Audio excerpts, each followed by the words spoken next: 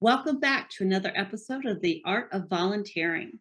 Today we're going halfway around the world, or maybe all the way around the world, I'm not quite sure, with my friend Sheila Capperauld. Did I say it right? Capperauld.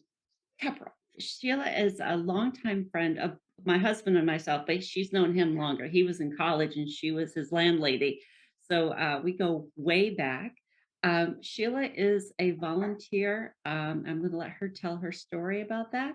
So, Sheila, can you tell me a little bit about yourself? I know you've been in education, so just expand on who you are. I have. I taught for about 40 years before I retired. I started in Ontario, Canada, and when I left, I was principal of a school of about 500 students. My journey to Australia started with a teacher exchange where you trade jobs and houses with someone in another country for a year. And that was extremely rewarding. And we discovered in a year we didn't have to shovel snow once, which was a bit delightful. And we fell in love with both the climate and the lifestyle of Australia. So in 2001, my husband and I packed up everything and emigrated to Australia, where again I took up the role of teaching and ended up, we were in South Australia, and I ended up as principal of a small school in South Australia. About 12 years ago, we did a sea change and moved to New South Wales, about 4 hours north of Sydney. And I was lucky enough again to win a position of principal at another small school. So that's my education background and how I got to Australia. Very cool. So tell me about your experience as a volunteer. Like, when did you start volunteering? One of my first volunteer activities was crewing for hot air balloon championships. The the city where we lived hosted national hot air balloon championships, and oftentimes the pilots of the balloon were able to bring themselves and their balloon to the site, but weren't able to have their regular crew come because of distances. So we volunteered to crew, which meant helping them inflate the balloon and get it off the ground, and then actually traveling on the ground following them to make sure that we were there to help pack them up. Bit of a challenge because it being a competition, there was no radio contact allowed, so it was all visual. You had to watch where the balloon was going and figure out which road to turn down to to follow them. The other thing that I did when I was in Ontario was just volunteer for a local theatre, the Georgian College Theatre Group. So just ushering for them. So that was just a little minor volunteering. When we first moved to South Australia, on a Saturday morning, my husband would golf and I would walk the dog to the river, and then realized that the Visitor Information Center was right on the river. What a perfect spot. So ended up volunteering at the Visitor Information Center, which was delightful because everyone that came in was in such a good mood. They were usually on holiday looking for things to do. And so, as far as customer service goes, it was a really pleasant activity. And it gave me an opportunity to get to know the area better too. That's Then when we Then? moved here, my job kind of took up most of my time here. So it wasn't until I retired that I started volunteering here, and started out actually ushering at the local theater, which I've actually given up because I've become too busy volunteering and doing other things. It took me a couple of years to get involved in the library. I put my name down to be a library volunteer just to help shelve books and things like that. But the local library is very close to a retirement community. So there were lots of people in the retirement community that would volunteer at the library. So there was almost a wait list for volunteers there.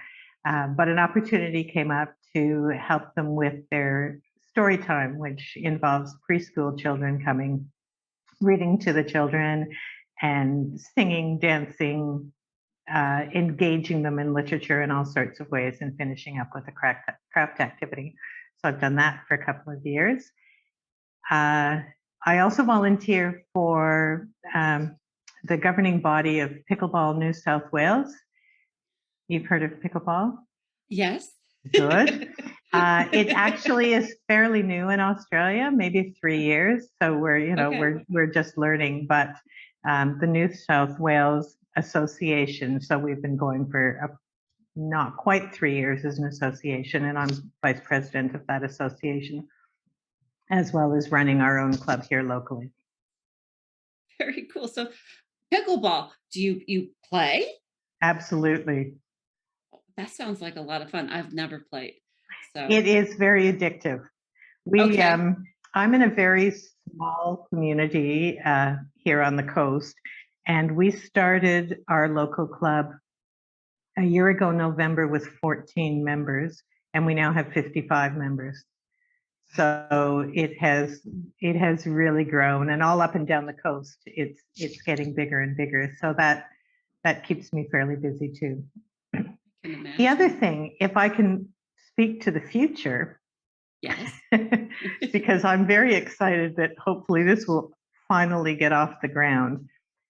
There's a program in New South Wales called the Canine Court Companion Program, where they have trained guide dogs that are looked after by volunteers and are taken into local courthouses to support victims and witnesses, just to give them an opportunity, how you can interact with dogs and just Yes. patting them and can make you feel more relaxed. So that was supposed to start probably a couple of years ago in the town closest to where I am. And because of COVID, it's not taken off yet, but Right. they're hoping March 21st. They'll Nice. actually start the final training and get us going in the courts. I'm not actually housing a dog because of where I live, but I've put my name down to borrow other people's dogs and take them into the courthouse and provide respite when they need it. So I'm really excited about when that gets off the ground because it'll be a really That's worthwhile project. absolutely. What they've So, talked about in their there are centers that actually have it going, and what they say is it not only helps the victims and witnesses, but it actually tends to calm down the whole courthouse. Like everyone in the that's courthouse is just interesting. Yeah, yeah, calmer environment. I can appreciate that. I mean, dog therapies for a variety of things, anywhere from children being in hospitals to, like you said, victims just needing that extra reassurance, that calming of it. That's really cool. You do a lot of different things with your volunteering. What are like your core reasons to volunteer? Like, why did you get involved? Parts of it, I think, here is when you retire, all of a sudden, not only do you have a void in your life, but you almost have a sense of not being needed. When you're working in a job, you've got that sense of you're doing something and you're putting into society. And when you stop that, it is a void that needs to be filled. So part of it is that. Okay. Part of it's just the fulfillment I get from doing all the roles that I take on. It's wonderful going back into the library and working with children because that's the part of the teaching job that I miss the most. I don't miss the administration part, but I do miss working with children. Right. Yeah. That's very cool. If you were to encourage someone else to start volunteering, what would you say to them? Oh, good question, Stormy. Uh, I would probably emphasize the fact how fulfilling it is to have that feeling of giving back to the community in that way. Very cool. Now, I'm going to give you an opportunity. You've already talked about the different places you volunteer. I want you to love on your places you volunteer. You can pick one, you can do it to all, but tell me about them. Just love on them. Probably my Friday mornings at the library. would be the biggest love on, because it is so rewarding seeing the smiles of the children and seeing the growth. Like, I go in every other week, and I've been doing it for over a year now. So I get some of the same children back, and as they grow and as they get to know me, and when they first come in, they're just kind of timid and shy and hiding behind mom or grandma that have brought them in. And as we engage in all these activities, I finally get that little smile and that, encouragement that I'm doing the right thing. And we've got a good rapport now with the ones that have been coming for a while, and that joy of sharing books and literature, which is so vital to their success when they get to school. That's awesome. I appreciate that. Well, I want to thank you for being my guest today. It was delightful to hear about your adventures.